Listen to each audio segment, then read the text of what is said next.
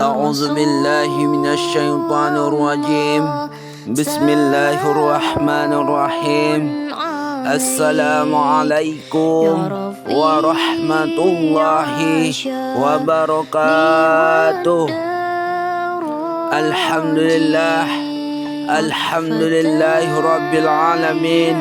Nasta'inu wa nastaghfiruhu wa na'udzu billahi min sururi anfusina wa min sayyiati a'malina. May yahdihillahu fala mudilla lahu wa may yudlilhu fala hadiya lahu. Asyhadu an la ilaha illallah wa asyhadu anna Muhammadar Rasulullah alladzi la nabiyya ba'dah. Puji syukur kehadirat Allah Subhanahu wa Ta'ala yang telah memberikan kita beribu-ribu nikmat. Tidak bisa kita hitung nikmatnya Allah Subhanahu wa Ta'ala. Nikmat di antaranya nikmat Islam, nikmat iman, dan nikmat kesehatan. Salawat serta salam kepada ruh junjungan kita, yakni Nabi besar Muhammad sallallahu alaihi wasallam, yang dimana dia telah menarik kita dari alam kemunafikan, dari alam kegelapan, dari alam kejahiliaan menuju alam terang benderang. Di sini perkenalkan, nama saya Abdul Fatah dari Fakultas Dakwah dan Ilmu Komunikasi, Prodi Komunikasi Penyiaran Islam.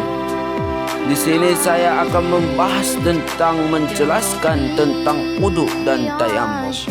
Yang pertama, wudu. Pengertian wudu.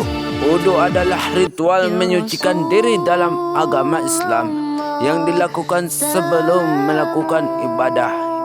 Sedangkan wudu menurut bahasa artinya bersih dan indah. Menurut syariat, arti membersihkan anggota tubuh. Wudu untuk menghilangkan hadas kecil. Orang yang hendak melakukan salat wajiblah lebih dahulu berwudu, karena wudu adalah menjadi syarat sah salat.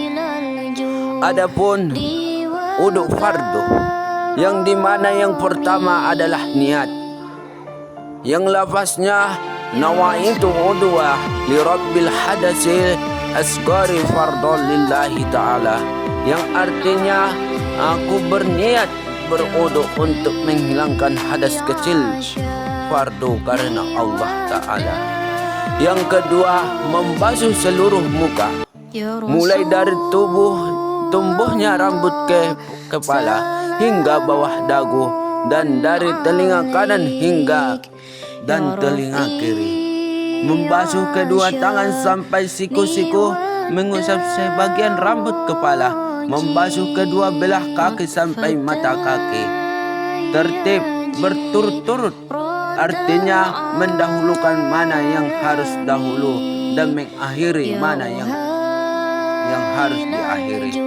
Allah Subhanahu wa Ta'ala berfirman dalam Quran surah An-Nisa ayat 43. A'udzu billahi minasyaitonir rajim. Bismillahirrahmanirrahim.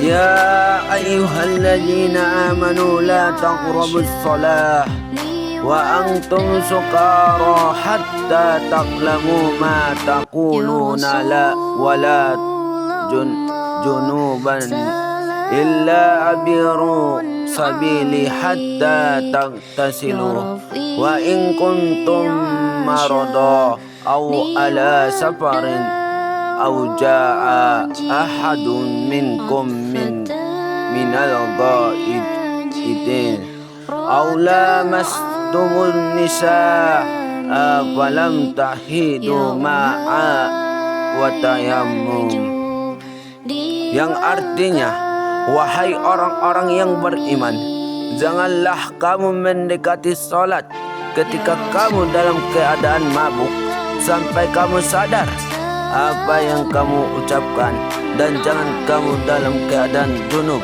kecuali sekedar melewati jalan saja sebelum kamu mandi. Adapun jika kamu sakit atau sehabis buang air, atau kamu telah menyentuh perempuan sedangkan kamu tidak mendapatkan air, maka bertayamumlah. Quran Surah An-Nisa ayat 43. Adapun syarat-syarat wudu, yang pertama harus Islam, tamyiz, yakni dapat membedakan baik buruknya sesuatu kerjanya, tidak berhadas besar dengan air suci lagi menyucikan, tidak ada sesuatu yang menghalangi air sampai ke anggota wudu, misalnya getah, cat dan sebagainya, mengetahui mana yang wajib dan mana yang buruk. Sunnah wudu terbagi menjadi 10. Yang pertama membaca basmalah, Bismillahirrahmanirrahim pada permulaan wudu. Membasuh kedua telapak tangan sampai perlenganan, berkumur-kumur. Membasuh lubang-lubang hidung sebelah sebelum berniat. Menyapu seluruh kepala dengan air, mendahulukan anggota kanan daripada kiri. Menyapu kedua telinga luar dan dalam, meninggalkan membasuh, menyela-nyela jari-jari tangan dan kaki, dan terakhir membaca doa sesudah wudu. Adapun yang membatalkan wudu antara lain, yang pertama keluar sesuatu dari bobol dan dubur, misalnya buang air kecil maupun besar, atau keluar angin dan sebagainya. Hilang akal sebab gila, pingsan, mabuk dan tidur nyenyak. Tersentuh kulit antara laki-laki dan perempuan yang bukan muhrimnya dengan tidak memakai tutup aurat. Muhrim artinya keluarga yang tidak boleh dinikahi. Tersentuh kemaluan, kubul atau dubur dengan tapak tangan atau jari-jarinya yang tidak memakai tutup walaupun kemaluannya sendiri. Tayamum juga mempunyai proses bersuci dalam Islam yang dilakukan dengan menggunakan debu atau tanah sebagai pengganti wudu ketika air tidak tersedia atau tidak dapat digunakan. Tayamum memungkinkan seseorang Muslim untuk tetap bersuci dan melaksanakan ibadah seperti salat dan situasi di mana penggunaan air tidak memungkinkan.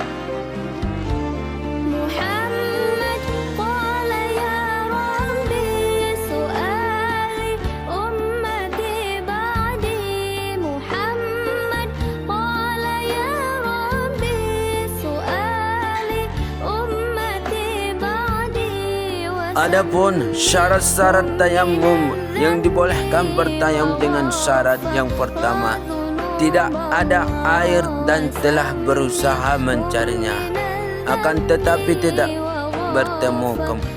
Dan yang kedua, berhalangan menggunakan air, misalnya karena sakit, yang apabila menggunakan air akan kambuh sakitnya.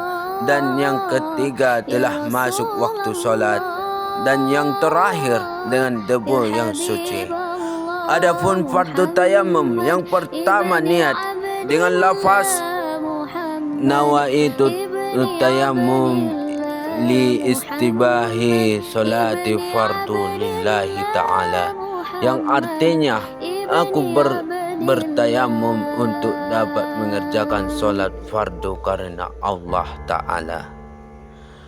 Adapun sunnah tayamum, yang pertama membaca basmalah, mendahulukan anggota yang kanan daripada yang kiri, menipaskan debu, membatalkan tayamum, segala yang membatalkan wudu, melihat air sebelah sebelum solat kecuali yang bertayamum karena sakit, murtad keluar dari Islam.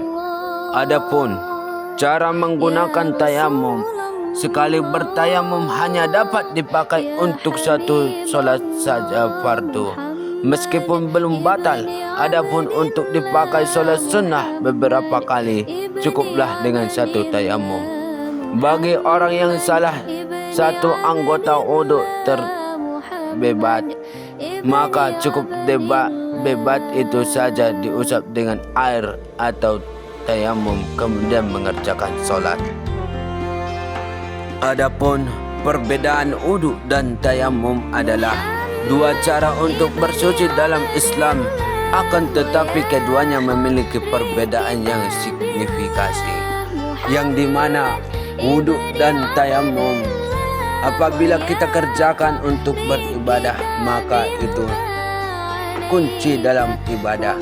Cukup sekianlah arahan dari saya ini.